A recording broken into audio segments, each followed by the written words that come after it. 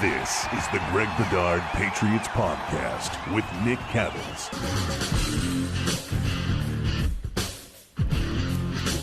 Oh, yeah, let's do this bad boy, Greg. It is the Greg Bedard Patriots Podcast with Nick Cattles, episode 20 of this podcast. Time is flying by.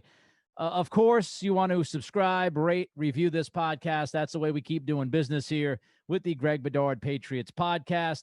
Let's first, Greg, before we get into the Jets game, because honestly, I don't think a lot of people are going to be pumped and jacked about the Jets game on Monday night. But let's get to the trading deadline. What have you heard? Did they try to do something? Were they kind of lackadaisical or kicked back at the deadline? What are your sources telling you about how everything went on that day?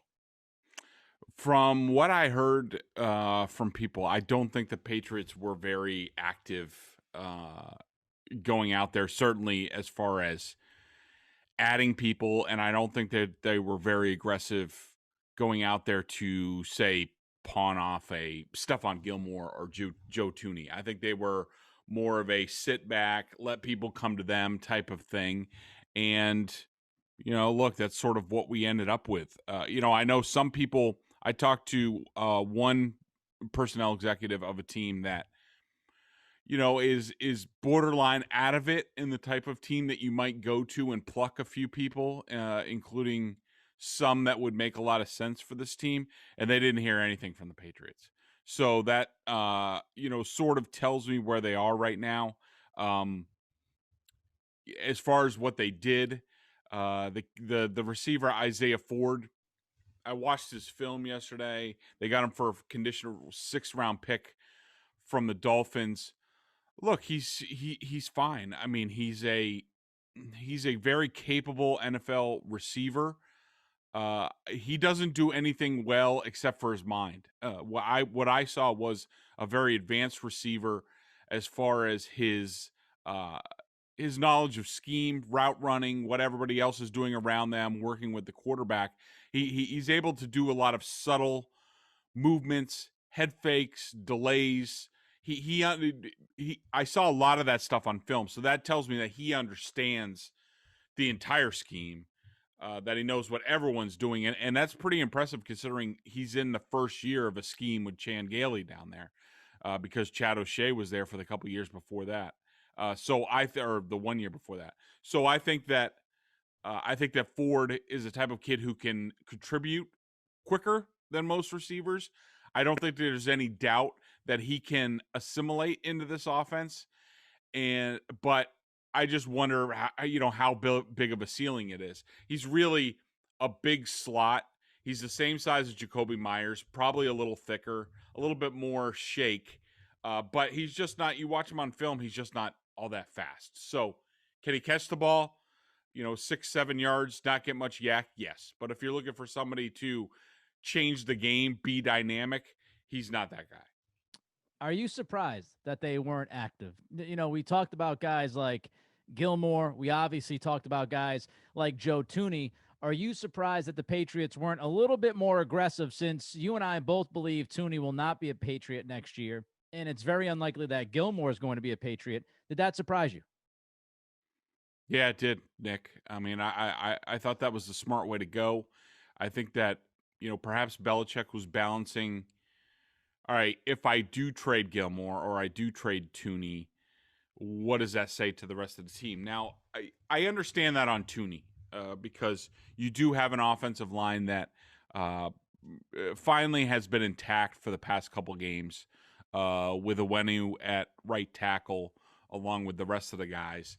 And they've started to play well. It gives Cam a chance. I know I was positive about Cam and the offense's performance in the last podcast, and that was before I watched the second half of the offense, and I'm even more so now, and we could probably talk about that for a couple minutes. But I think that Thuney maybe Bill was worried about the message that trading Thuney would have sent to the rest of the locker room. Gilmore, I think that the guys on the team realize, what he's doing. They love him, but he's taking care of business, and he's been taking care of business, and players in the locker room leave that separate. They don't, You don't Right. talk about another guy's business. Yep. You don't criticize another guy for going and getting his bag. You don't do any of that stuff. So I thought that would have lent Gilmore to going. But I think if the Patriots were really asking for a first-round pick and a player, like Diana Rossini's report was, and I hadn't heard that from anybody, that's a lot. I mean, considering that Gilmore's been a pain in the rear end on his contract coming into this offseason, and to the point that the Patriots had to do what they had to do, and also that Gilmore basically held out of meaningful camp practices, considering that's all the practice they got during the offseason. And, I think that he's going to have to be given a new contract. Like, he's going to be 31 in September next year. He's going to be 31. Yep. Right now he's 30. He knows the clock's ticking. He knows he needs that extension this offseason. Who in the COVID reality, economic reality in the NFL is going to trade a first-round pick, a player, Nobody. and probably that means a younger player, a building block type player, and then hand over, $25 million a year to an aging quarterback? I mean, yeah, it's not going to happen. It's not gonna. I mean, I No. thought a fair deal would have been a second-round pick and maybe a young player, a second-round pick and a mid-round pick, something like that made more sense to me. If that was Bill's hard line, I knew it wasn't going to happen. If Rossini is right and they were asking first-round pick and a young player, that's just not going to happen for a guy that, as you mentioned, is going to be 31 in September. And when you look at cornerbacks, when you get to 31, 32, that's when you start to see the decline. Darrelle Revis was pretty much done once he hit 32 years old. So the team has to think, whoever is trying to bring Gilmore in, not only is he now going to be on the wrong side of 30, but he's also looking for that big time contract. And, is the juice worth the squeeze, so to speak? So I was surprised. I also think, Greg, and I want to get your thoughts about this before we move on to something else. I think the future of Gilmore could be tied to J.C. Jackson. If you think Jackson is a true number one corner, then it's easier to swallow the loss of Gilmore if you're Belichick and be able to, get some of those assets for Gilmore. If you don't think that Jackson can be a true number one guy, then you might be a little bit more hesitant and you might be drawing that hard line for Gilmore. I wonder what you think. Do you think J.C. Jackson is a number one corner in the NFL? I'm not saying shutdown guy. Do you think he's good enough, Greg, where in the long term, Belichick's looking at this and says, hey, whatever happens with Gilmore, we've got Jackson? Yeah, I think so. I mean, at least it's equitable. And certainly with what Jackson's going to make, he's going to be an RFA next year. Yeah. So he's going to be at a decent contract next year, certainly compared to Gilmore. I don't a side topic to this Jackson thing, and I do think he's a number one corner, and I think he showed it on Sunday against Stephon Diggs. Outside of that 141-yard sort of catch and run by Diggs, he really didn't do that much in the game. Yeah. Yep. And they were certainly probably looking to test him because they knew Gilmore's situation. But, I think now the offshoot is, all right, well, now what do you do with Gilmore? Like, how is that all going to play out? Because that is not a guy who's going to play. He is not going to want to play for $7 million next year. No way. Which is basically what he's set to make because of what they did cap-wise this year.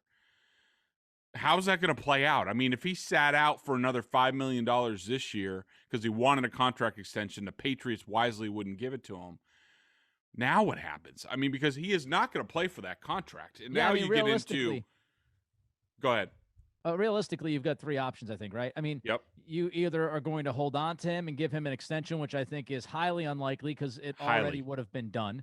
Or two, you trade him in the offseason, and I can't imagine, with less time left on his contract and knowing that he needs a new deal and wants a new deal, I can't imagine that Belichick is going to get, if he did ask for a first-round pick and a player. It's even less likely once you get to the offseason. So you can trade him. Or, the other option is to try to draw that hard line yourself in negotiations and say, listen, we love you as a player. This year is all screwed up because of how the cap has gone. Stephon, we really can't get you to a place who's willing to give you the money that you're looking for anyway. Let's try to ride this out and come to an agreement where, we might be able to find a way to give you a little bit of a bump, but you got to kind of take your lumps. So I think That those are ain't the three happening. options. Yeah, I don't know. I think you're missing a fourth option, which is Armageddon, and they have to they have to they have to do something. And I do think I don't think it can get to the. I think you can get to the trade, but I think there's going to be a lot of drama behind the scenes. Yeah. Before that. So I think that, man, this is a tough situation. They boxed himself into, and I don't I don't envy them at all. Here's what I think happens. I think Gilmore's gone by the offseason. I think inevitably it ends up being like a second-round pick, and they end up giving a second-round tender to Jackson, and then they have their spot where they have 2 second-round picks if Jackson walks and they don't want to match, or they match and they bring Jackson back as their one to go along with Jonathan Jones, and then maybe you can spend another draft pick in next year's draft on another corner to cover yourself, because I don't think Jason McCourty will be back either. So I think that's how it will all come together in the secondary in a few months. I just, if I were the Patriots, I would have pulled the trigger this time around, because that way you can secure the return. And I don't know what the return is going to look like when we get to the offseason. All right, let's talk about this roster Hey, now. real quick. So you mean a an actual rebuilding plan at cornerback as far as opposed to what they've done on offense? You mean actually, let's actually, look at what we have and trade and develop and maybe draft again to replace somebody? That sounds like a plan. Sounds good. I mean, I think you replenish the cornerback position, you get younger, and you move on from Gilmore. Gilmore's not the difference between you getting to a Super Bowl and not getting to a Super Bowl this year. So I would have dealt him. I also would have dealt Tooney. Let's talk about this roster, though, now that, and I should say, if teams were interested, I don't want to take it for granted that there was a trade to be had. If teams weren't interested and, teams are trying to lowball you, I don't think you give up Gilmore for a third-round pick. I just, if you can meet in the middle somewhere and get a second and something else, I would have done it. Let's talk about this roster, though, now, as we stand currently, Greg. If you look on both sides of the football, let's try to be optimistic here a little bit. Mm-hmm. As far as building blocks, as far as foundational pieces, give me a few guys that you feel good about and you think gives this team a chance to actually be back in the playoff hunt and maybe even be a contender within the next year or two. Yeah, well, I think you have to start on the offensive line. I do think Isaiah Wynn is a building block. At what position, I'm not sure, because I don't know. Considering his size, I don't know if he's a tackle for the rest of his career. I mean, I would still, if I'm the Patriots, I'm still looking for tackles in the draft, more people that can play tackle/guard, and I sort of figure it out. I want other options. I think that Tooney's gone. We've talked about that. David Andrews, I just wanted to check his age real quick. All right, so he is going to be 29 next season. I consider him a building block. I think he'll be here, for a while, even though I think his contract is coming up. Mason, I would say, is a building block. I think Owenu is a building block.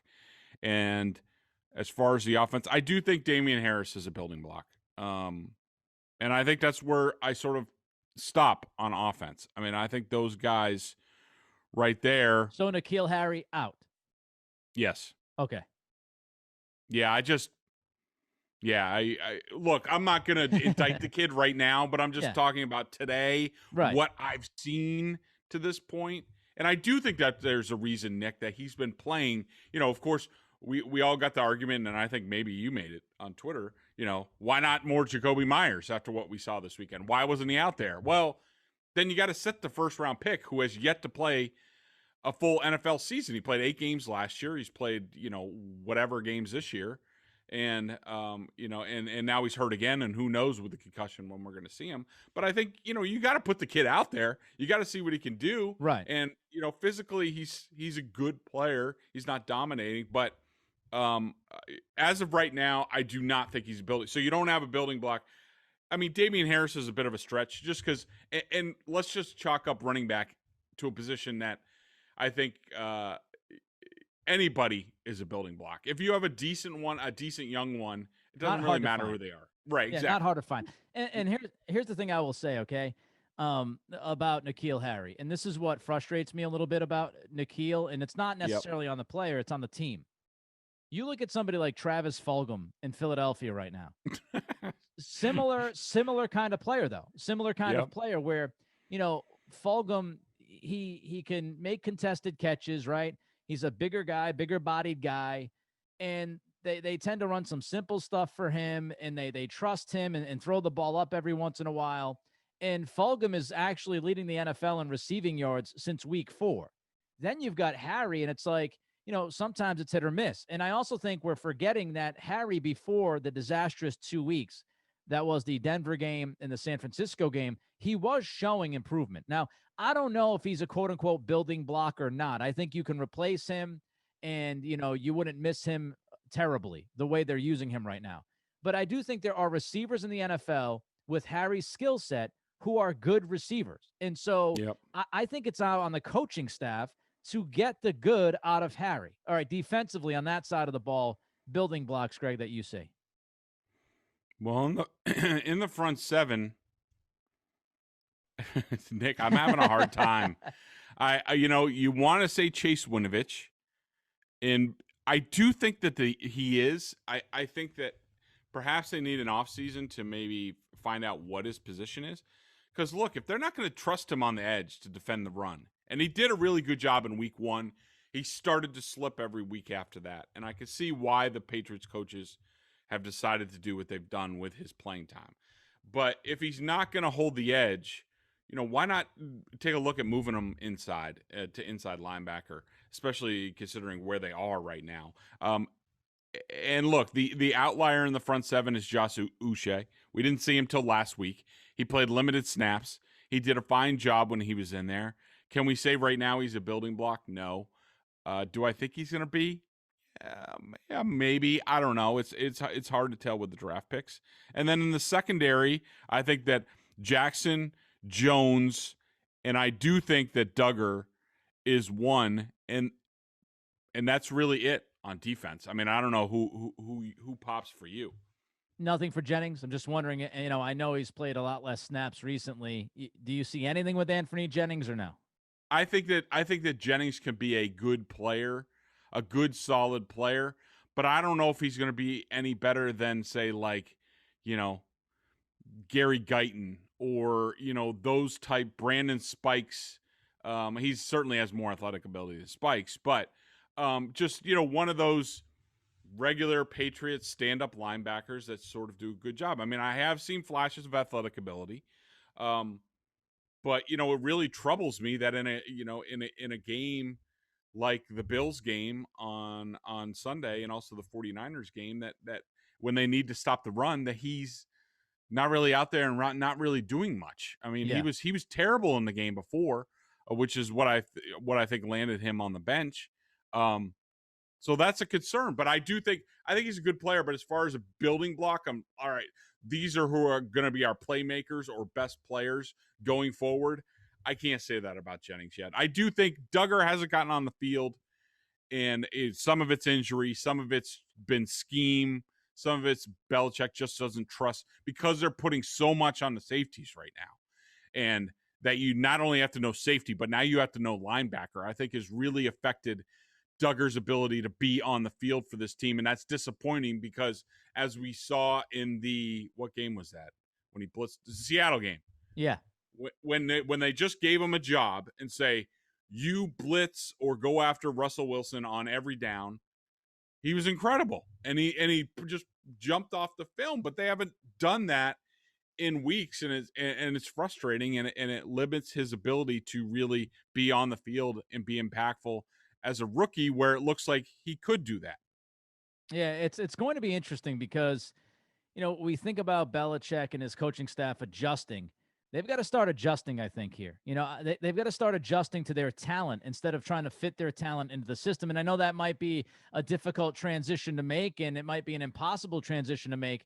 But when you talk about a guy like Duggar, to get the most impact out of him, you've got to play him like he played in Seattle. Again, to go back to N'Keal Harry, if you're going to get the most out of that guy, you got to use him right and get him going early. To get the most out of Damian Harris, you've got to give him the damn football more than 8 times through the first 3 quarters against a crappy run defense like Buffalo. Like, you've got to do these kinds of things and maybe change a little bit of what you think philosophically now that it's 2020 and now that you've got some young guys and you're trying to create some building blocks. So it'll be fascinating to see what happens, because to me, Greg, the rest of this year, I think you can rip off some wins. I talked about this last night on EEI. I do think they can rip off some wins. When you look at the rest of this schedule, I wouldn't be shocked if they finish 8-8. I really wouldn't. I wouldn't even be shocked if they finish 9-7. They still have a game against the Bills at Foxborough. That is a winnable game. We just saw that last week. They can win that game. They've got the Dolphins. Tua threw for less than 100 yards last week. They could beat the Dolphins. They've got the Jets again later on this season after Monday night. I think they should win both of the games against the Jets. So that's already 4 wins. You're now talking 6, 6-10. And you can look at some of those other games, whether it's the Chargers with a rookie quarterback, Justin Herbert, whether it's, the Cardinals with a cross-country flight to Foxborough, and their defense hasn't been great without Chandler Jones. I do think there are some games, they should have at least 3 or 4 more wins in the bank. And then it all depends on 3 other games that will swing the schedule. When you look at it, they can either finish, 6-10 or 9-7. I don't think any of that would be strange to see. Nick, hey, one thing I wanted to get your opinion on. Sure. I meant to mention Hightower. I still think he's a building block for this team. I think he's going to be, I was looking at his age. He is going to be 31 next year.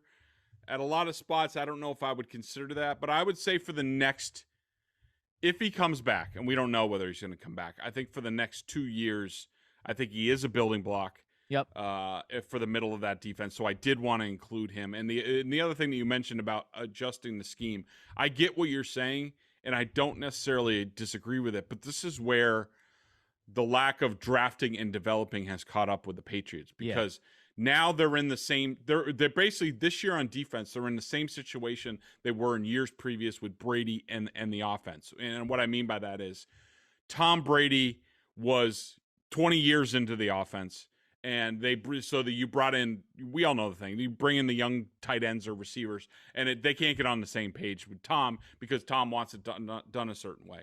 Now, all of a sudden, you bring in these rookies that you need to plug and play into the defense because there's been no development plan here because you can't draft anybody. And so you have Devin McCourty and Jason McCourty and Lawrence Guy and other guys running a defensive scheme that they're 3, 4, 5 years into running really well with the amoeba and this and that. And now you try to plug in Duggar and Jennings and Usher, and now they can't trust them.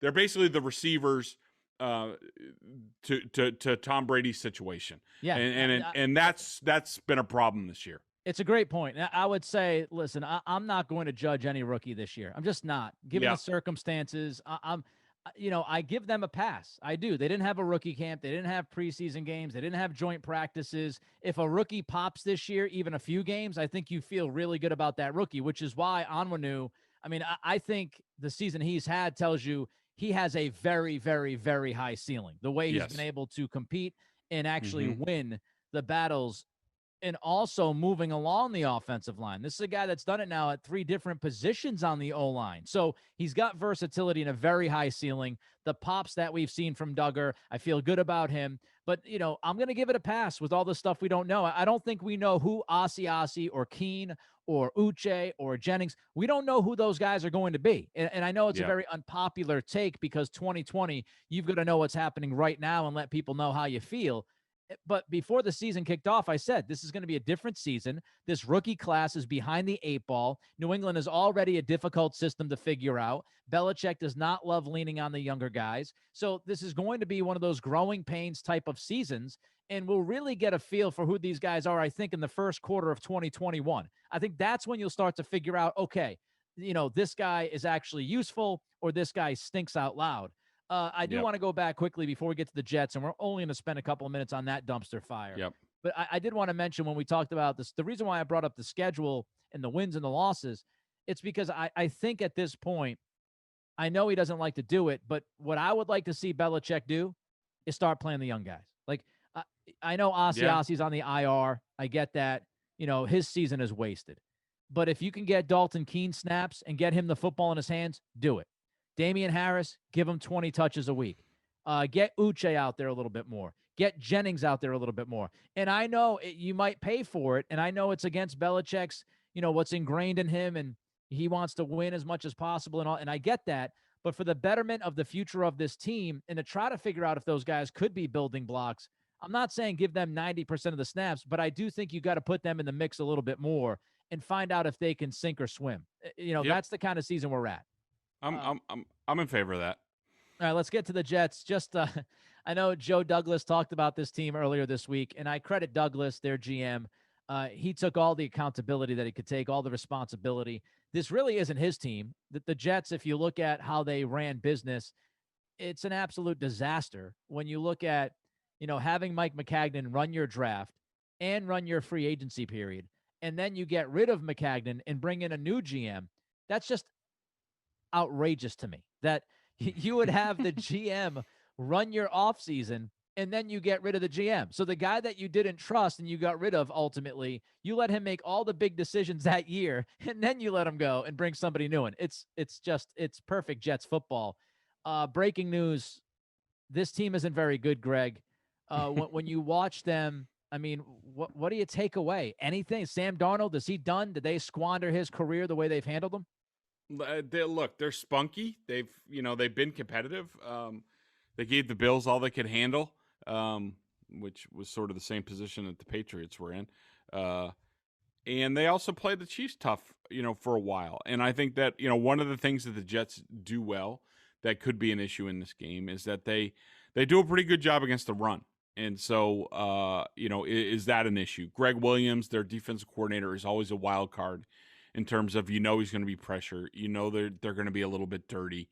All those things. I think offensively, I don't think Darnold's done yet. I mean, I think I'm still a big fan. I don't think he's ruined yet. He will make too. A couple. Yeah, For the he record, will make I like a couple. Darnold.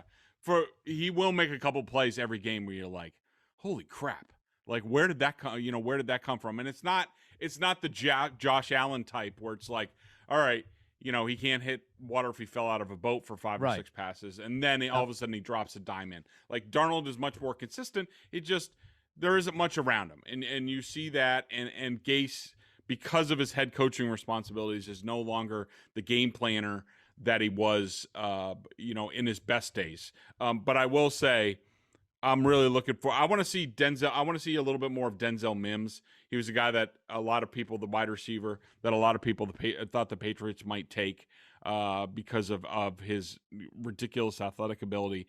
And Nick, wait until you. I don't know if you've watched Becton, left tackle for them. I watched him at Louisville last year. He's a monster. I mean, I saw him. I think it was because I watched a lot of the Bills game that they played. He's a monster. He's fast. If he gets out there on a block, I mean, poor Adrian. Like, this might be the R.I.P. Adrian Phillips game, where finally the bug meets the windshield. Bill Belichick's bug goes into the windshield of Mekhi Becton and is just squished, and we never hear from him again. I mean, or even Juwan Bentley. If that guy's healthy and out there, man. Probably one of the scariest sights in the NFL right now is Becton coming with a head of steam, pulling, and you having to take him on. Like, good luck. Yeah, we talked about building blocks for the Patriots. When you look at the Jets roster, you could say maybe Darnold, but I think I would not be surprised if Darnold's gone. If you're the Jets, if you can draft Trevor Lawrence or Justin Fields and trade Darnold and get something back for him and reset that quarterback contract and get 5 years. I wouldn't be surprised if Darnold is gone. I do still like Darnold, but for the team, building blocks wise, Mekhi Becton might be the only building block on that team right now. Like, he might be the only guy. Quinnen Williams is decent. I think he's got a future, especially in a different scheme, the defensive tackle. But you're right. I mean, even, Herndon, the tight end, you want to be excited about him, but he underachieves more than anything. I think Perrine, the running back, he'll pop with a few plays this weekend. I think people will like what they see out of him, but he's not a franchise back. He's just sort of like a versatile pass back. Yeah, I liked Williams coming out of Alabama. I did. I think I think he's a good player. I just don't know if he's the right fit for the Jets. Oh, All and right, let's May, the move on safety. Yep. to the Boston Sports Journal member question of the day. Check them out at BSJ, 11 cents a day on their annual plan. Not only do you get top-notch analysis of all the Boston pro sports, but if you're a Patriots junkie, and of course you are, if you're listening to this podcast, a membership at BSJ gives you access to a ton of video analysis from Bedard. He does that on the coaches film, of course, and then direct access to Bedard as well in weekly chats. Let's go to Jay Brown. I know you mentioned Uche just a little bit earlier in the show, Yep. but what did you think about Uche overall in his limited snaps? What stood out to you? What do you think we could see as far as development from him the remainder of the year? Yeah, well, I mean, as far as his snaps, I thought they were decent. He got in there and he was basically sort of like a sub rusher for a while, and he had a knockdown. And at first, when I was watching it on the TV copy, it was sort of like it looked like a coverage pressure where the quarterback really didn't have a whole lot. Allen at first, and then they were flush left, and Uche was able to get a hand on him and shove him out of bounds as he got rid of it. I didn't on the TV copy. I didn't think that Uche had much to do with it. On the coach's film, that changed. I did think that he was responsible for the pressure, so I gave him a knockdown on that. I also thought there was a screen pass that he clearly diagnosed early and got in and sort of screwed up. So those were two promising plays. I mean, outside of that, he only played 12 total plays, but I thought that was good. He did have to come on once Bentley got hurt and play stand-up linebacker. I didn't really get a good read on that. Nothing went one way or the other, but certainly he's athletic. I like the way he impacted the left tackle on that pressure. He did show that arm length that we've seen, even though he's on the shorter side. The arm length is a factor and could be a problem for blockers. He showed good speed to power on that rush. And so there were certainly things that I liked there. We just need to see a whole lot more, but certainly promising.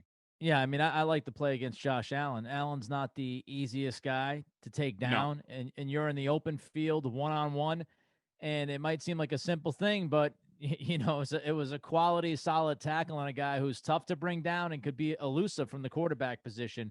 So I thought he stood up in the open field as well against Allen, which was nice to see, especially given some of the missed tackling that we saw in that game by the Patriots defense. I mean, my goodness. All right, let's look at the game coming up on Monday night. Yep. The line is Patriots -7. How you feel about it, Greg? I think I feel pretty good, Nick, actually. Don't tell anybody I said that. But but I do like what I saw out of the game on Sunday against the Bills. I was really excited what I saw out of the second half out of Cam Newton. Outside of the fumble, I had him for 6+ plays and no negative plays. Now, wow. that being said, a lot of it was scripted. And Nick, the feeling I got from watching the game was they basically they know they only have a certain number of pass plays that they have a high degree of confidence that Cam is going to execute right now. You don't like to be there, but that's where they are. And I think that McDaniels pushed off using almost all of those pass plays till the second half. There was one in the first half. Cam just missed the touchdown to Gunnar Olszewski. That's going to happen. He got fooled a little bit in coverage. But I think they have so many arrows in their quiver, and they waited. And that's because I think the edict was, look, we're not going to win another freaking game if we keep turning the ball over. So what can we run that we're not going to turn the ball over on? Or at least we have a high confidence of that. And they almost got through the whole game until that fumble with 30 seconds left in the game. They didn't play turnover. They didn't have a turnover, and that's why they were competitive in that game. If they don't turn the ball over, they're going to be competitive in every single game. And I thought what I saw out of Cam threw with anticipation a few times in that game. A couple of it was, most of it was scripted, where I don't know if you remember, there was a 22-yard pass to Bird almost over the middle. Yeah. Where Cam faked into the right flat and then threw over the top of the linebackers, and also with anticipation on that. That was a great pass and one of the best of the season. But I can tell you that was scripted. That is, they just told Cam, all right, we're going to call this play, fake, and just throw it. Don't think about it. Don't read it. Don't double clutch. Just throw it, and we'll see what happens. And it worked perfectly. Hopefully they can expand from there. I think they'll be able to. I think the running game is going. I think that Damian Williams is going. I think that hopefully they'll figure it out on defense somehow. But I like the Patriots, and I'm taking the points. Yeah, I mean, I feel the same way. I think they will win this game by more than 7. I think they will be able to run the football. I think Cam, absolutely, I agree with you, got much better. If we're talking about, from the Denver game to the San Fran game to last weekend, we saw the progression that I think we hoped to see. And I also think the Patriots did a lot of the stuff that you and I talked about, how to try to get Cam back on track. Again, the scripted stuff, the simple stuff, utilize the run game, give Harris some more touches, and we saw those things happen, get him on the move as well, Cam. And so we saw that, and I think that will be the recipe to win games this year. Is that going to be 8 wins, 9 wins, 7 wins, 6 wins? Not sure, but that's the recipe, and I think this is a 10-point game. I think the Patriots get it done. Well, there you have it. His name is Greg Bedard. I am, of course, Nick Cattles. Is the Greg Bedard Patriots podcast with Nick Cattles. Don't forget, subscribe, rate, and review. Everybody be good, be safe, be healthy over the weekend. Enjoy the game on Monday night. Greg and I will catch up with you next week.